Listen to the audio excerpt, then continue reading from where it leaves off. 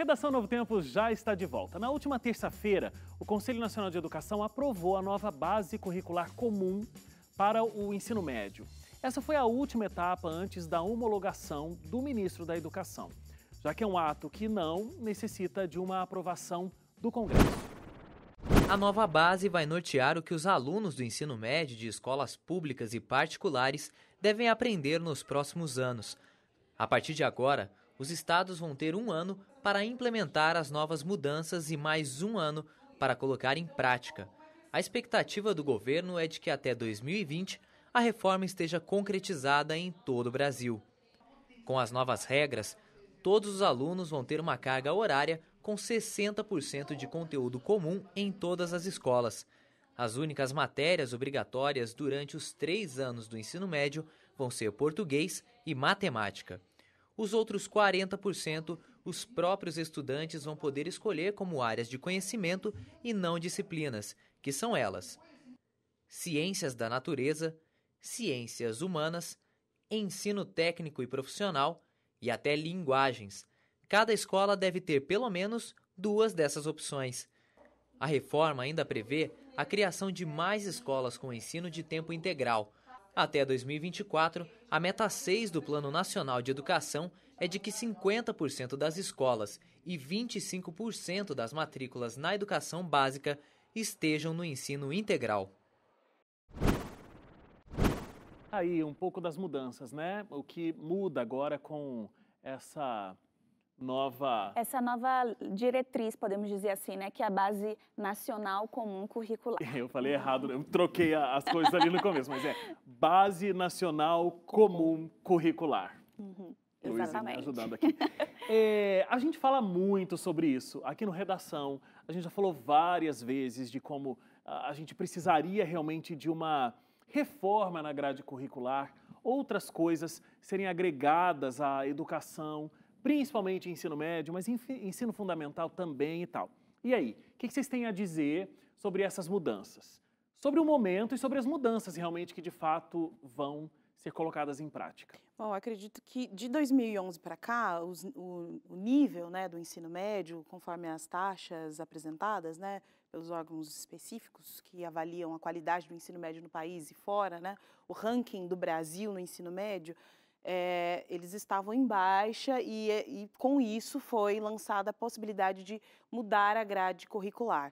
No entanto, esse não foi um dos principais pontos de destaque para a queda do ensino médio, de acordo com uma pesquisa realizada com os alunos nesse período de 2011 até 2016, porque os alunos eles estavam reclamando de segurança, infraestrutura e também de outros aspectos que tinham que ver com a evasão escolar, né? Então, a saúde, a questão familiar, trabalho, entre outros aspectos, né?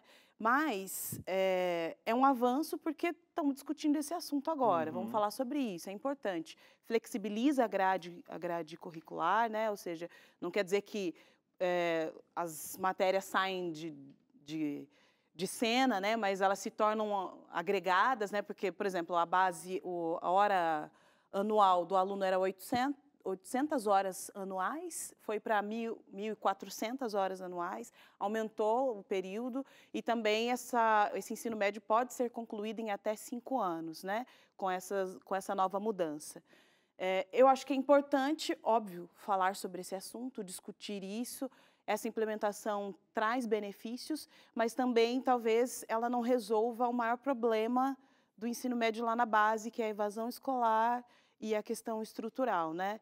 Como isso vai ser implementado, nós temos que ver, porque não são todas as instituições que têm essa possibilidade financeira, estrutural para isso, já que a nossa base na educação é conteudista mesmo, não tem o que fazer, é conteudista.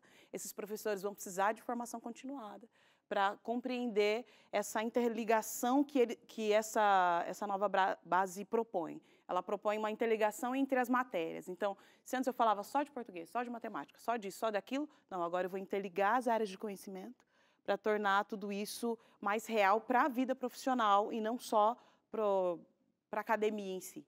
Então, temos que pesar quanto isso é importante, como isso vai ser implementado, tem até 2023, né? 2020 para isso, né?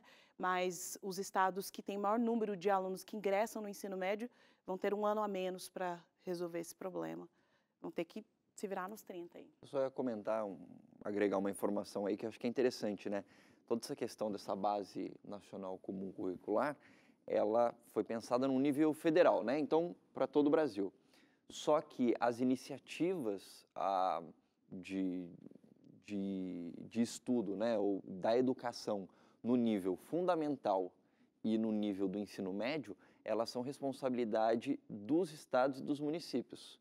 Então, tudo isso que você acabou de falar e que a gente colocou no começo ali, né, na reportagem e tudo mais, tem a ver com a intenção do governo em nível federal de implantar algo para que na questão do conteúdo, esse período dentro da escola possa ser mais bem aproveitado, vamos dizer assim. Só que a aplicação disso e o acompanhamento disso não é no nível federal, vai depender dos estados e dos municípios. E aí é que precisa, estou falando isso porque o nosso telespectador e o nosso ouvinte precisa ficar atento na hora de cobrar quem dê direito, entendeu? Então, olha, questões que têm a ver com educação, olha, se o ensino público na sua cidade, por exemplo, né, não está indo bem, muito disso tem que ser cobrado ou do estado ou do município. Por quê? Porque são eles que são responsáveis, cada um no seu nível ali, né? Porque no que tem a ver com o governo federal, tem muito mais a ver com um conceito do que está sendo estudado, e é disso que a gente está falando, propriamente com a estrutura. Obviamente que repasses e tudo mais podem influenciar nisso, mas a responsabilidade final é de municípios e estados, né?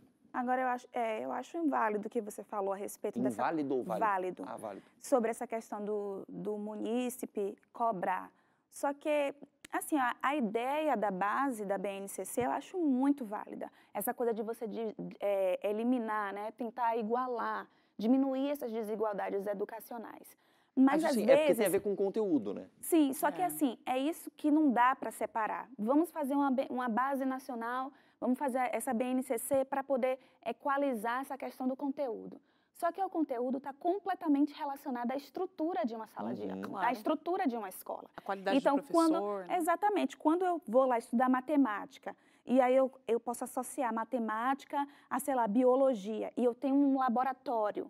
Quando eu estou ali estudando, sei lá, como é que chama mesmo, gente? A cartela lá de química, que tem as fórmulas. Tabela periódica. A tabela periódica, e quando eu consigo associar isso à biologia, enfim, a outras disciplinas, quando você tem um laboratório, quando você tem uma ida, sei lá, português, a história, daí a gente vai num museu, enfim, a gente tem que integrar essas coisas.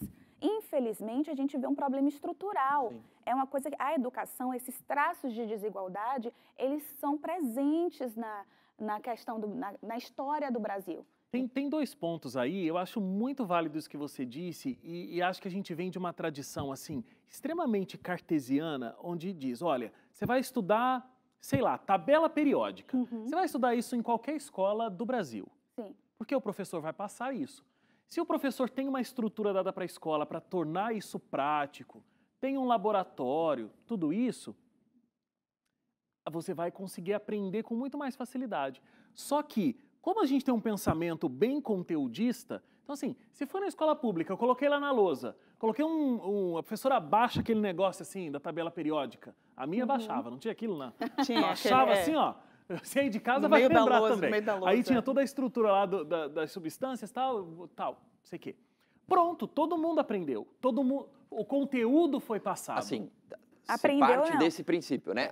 E é esse passei, aprendeu. E é esse que é o problema. E é esse que é o problema. Quando, na verdade, não é bem assim. Não adianta eu simplesmente passar o conteúdo, mas eu tenho que entender que esse conteúdo, ele não é só passado. Esse conteúdo ele precisa ser apreendido, absorvido. E aí é que está o grande lance, que entra a questão, né, dos estados e municípios de dar essa estrutura, porque não é só uma questão de estrutura física. Wagner já foi professor aqui. Você precisa fazer aula, você precisa preparar aula, você tem que ter tempo para preparar uma aula.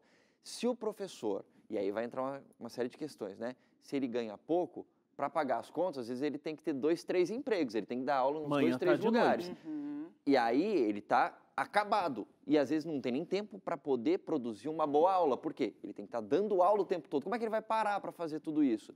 Então, o salário de um professor influencia diretamente no tempo que ele tem que despender para poder fazer aula, porque às vezes ele tem que estar dando aula em mais lugares. Mas se a gente for parar para analisar, beleza, ele precisa de um salário melhor. Só que agora o debate é sobre o conteúdo, certo? Então, digamos que ele tem um salário melhor. Só que se ele não se envolve como é que eu poderia dizer, nas novas tecnologias e nas novas formas, hoje as crianças, o acesso à informação é muito grande. Digamos que se eu quiser aprender algum conteúdo, às vezes eu não preciso ir para a escola. Então, o professor, eu sei, né, não estou querendo jamais desmerecer, a gente sabe que o professor ganha pouco, que existe todo esse problema. Mas é aquilo, é um coletivo de coisas. Não tem como você separar uma da outra. E aí, quando você vê uma base nacional comum, curricular, como a nossa, que fala de equalizar desigualdades, de trazer novos debates, a base foi fundamentada em professores e especialistas em educação do Brasil inteiro. Só que a gente não tem só um problema, a gente tem vários. Tanto que em 96 já teve a Lei de Diretrizes de Base Educacional. Por que isso não mudou muito? Ao longo de muito tempo, eu sou de uma geração, Wagner de outra, a gente tem várias gerações aqui. E há quanto tempo a gente ouve essa história de que o aprendizado está associado à nota? Sim. É que eu acho que a gente está falando da mesma coisa aqui, né? Porque a teoria da Base Nacional Curricular Comum é para se alcançar algo que é o que você comentou agora há pouco, né? Diminuir o desnível dos aprendizados, enfim, uma série de evasão, etc. Só que isso está intimamente ligado a questões que os municípios e os estados têm que ser corresponsáveis. Sim, como sim. o salário dos professores, a motivação deles para estar dando estrutura aula, da a escola. estrutura física da escola. Então, de nada vai adiantar essa Base Nacional Curricular Comum para alcançar esses objetivos que ela se propõe a alcançar, se essas outras coisas que têm a ver com estrutura física ou de suporte para o professor, seja ele financeiro ou mesmo motivacional, né, de, sei lá, um incentivo ao professor fazer um mestrado, um doutorado, enfim, se qualificar, né? Qualificação continuada do professor, se tudo isso não tiver relacionado, sinceramente, de nada vai adiantar essa Base Nacional. Agora, por exemplo, perdão. Os quatro querem falar. A gente sempre tem isso, né? Vamos falar de um ponto que foi muito relevante para essa reforma, que é a evasão escolar. O Leite até colocou como sendo um desses pontos aí na fala dele agora. Os objetivos. Né? De acordo com a pesquisa, políticas públicas para redução do abandono e evasão escolar de jovens. Então, o grande principal fator dessa evasão é o desinteresse dos jovens pelo conteúdo. O desinteresse dos jovens pelo que era apresentado na sala de aula. E é muito louco isso, você para pensar, porque eu não lembro em que programa que a gente comentou sobre isso, porque qual que é a grande questão? O conteúdo, para a geração atual, não precisa vir da sala de aula. O conteúdo você acha na internet em 2 segundos, entendeu? Então, qual é o diferencial da sala de aula? É o como o professor faz. Quem já participou de cursinho, já fez cursinho, sabe como um professor do cursinho faz para manter a atenção de um aluno. Os professores de cursinho, uma grande maioria, são fantásticos, porque a aula é um espetáculo, é um show. Tem música para decorar a fórmula e tudo mais. Mas por que que o professor do cursinho consegue fazer isso? Geralmente, se você for ver, o professor de cursinho ganha muito bem, tem um ótimo salário, tem tempo para poder fazer e tem uma alta qualificação, porque ele consegue se especializar, etc. Se todos os professores do país conseguissem ter a estrutura que um professor de cursinho tem, tanto financeira quanto de tempo, uma série de coisas, muito provavelmente a gente poderia ter em todas as escolas do Brasil a qualidade de professores que um cursinho tem. Eu só discordo de um ponto. Me perdoe se você me permite. Pode discordar, o programa para isso. Eu penso assim, beleza. Só que quem está no cursinho, qual é o perfil do aluno que está lá no cursinho? É um perfil de um aluno que quer passar naquele curso em tal universidade. Quando você vai para a escola, às vezes não é aquele aluno que tem aquele foco. Ele vai porque é uma obrigação, porque ele tem que ir para aquela escola. Então, assim, Tem essa questão do desinteresse, eu concordo, mas esse desinteresse vem por quê? Aí você já vai para a questão financeira da família, você já vai por uma questão social. Tem um programa muito legal na TV pública, na TV Brasil, que é o Caminhos da Reportagem. E teve uma vez que ela falou sobre, esse programa falou sobre essa questão da escola. Aí uma diretora foi lá e ligou para saber por que o menino não estava indo para a escola. Aí ele falou, professora, eu vou para a escola para poder fazer o quê? Estou aqui, trabalhando, estou aqui, ajudando minha mãe. Não tenho interesse de voltar para a escola. Então, aquele contexto é a referência do aluno. Sim. E isso a BNCC... Isso é a realidade de muita gente, É a realidade de muita gente. E isso a BNCC também não engloba. Eles queriam, assim... eu não sou uma especialista em educação, não me sinto, assim, segura de chegar a fazer uma crítica. Mas, por exemplo, eles sugeriram a exclusão de sociologia, filosofia, disciplinas como educação física. Então, tudo isso tem que ser repensado. Depois de muito debate, aí eles voltaram atrás, até porque muita gente criticou essa decisão. Então, é uma coisa que eu, sinceramente, beleza, a implementação, cara, a gente está em 2018, a implementação a gente só tem 2 anos para poder implementar tudo isso. Eu não tenho noção de quantas escolas tem no Brasil, mas será que realmente a gente tem condições? Agora, você falou aí sobre a exclusão de algumas matérias, o pensamento em excluir, né? A gente viu até ali no vídeo que agora português, matemática e língua inglesa são obrigatórias nos 3 anos do ensino médio, as outras coisas são flexíveis. Agora, será que então o vestibular ele vai parar de ditar o que as pessoas estudam na sala de aula no ensino médio? Porque... Esse é um ponto, Esse mas é um ponto. O Enem vai ter que se adaptar, eu acho que os vestibulares vão ter que se adaptar. A gente sabe que as tudo escolas, mais. e principalmente as particulares, elas são altamente pautadas pelo que cai na prova. Com certeza. Né? Mas o que garante que, por exemplo, a mudança que houve no Enem, que agora tem uma divisão, enfim, né? Que houve uma nova forma de se aplicar o Enem e houve uma divisão nas disciplinas. Quem me garante que isso já não é uma estratégia antiga que já influenciaria na implementação da BNCC? Porque é uma proposta do governo federal, né? Não sei, e agora, o Exame Nacional de Ensino agora, Médio também... Agora, não sei como ficam os grandes vestibulares, né?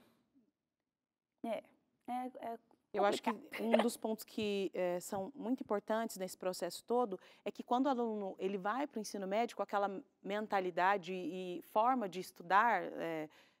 enfim, as matérias que forem propostas, enfim, ele já vem do ensino nas séries iniciais, do ensino fundamental 1 e 2, o mesmo modelo conteudista, quando chega no ensino médio, quebra tudo, ele precisa aprender de uma nova forma, compreender novas maneiras de interrelacionar as disciplinas. Então, queremos aumentar a nota e o índice do ensino médio no Brasil? Tudo bem, mas dificilmente isso vai acontecer só no ensino médio.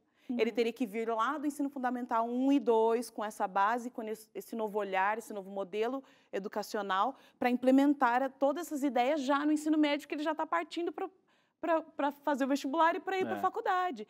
Né? Então, assim, é interessante? É interessante, mas nós temos muitos aspectos que precisam ser levados em consideração para que isso aconteça. Né? Imagine...